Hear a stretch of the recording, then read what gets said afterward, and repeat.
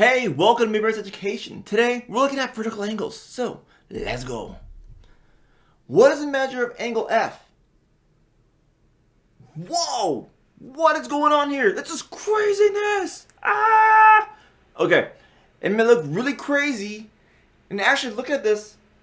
There's a lot of ways to figure out angle F.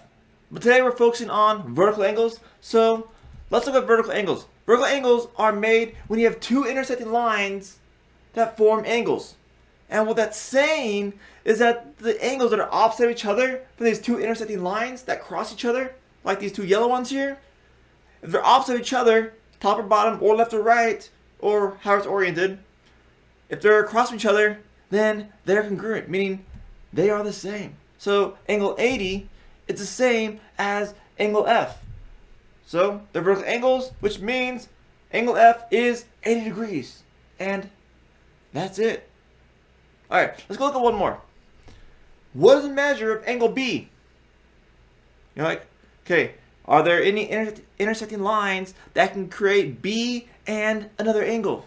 Well, look closely, because boom, there's one line, boom, there's another. And look at, right across from B is 60 degrees. Therefore, B and 60 degrees are vertical angles, which means B is 60 degrees. That's vertical angles. So, if you want to see some walkthroughs for this, or see what we're doing in Midwest Education, then visit us at midwest.com. Thanks for watching. Have a great day. Adios.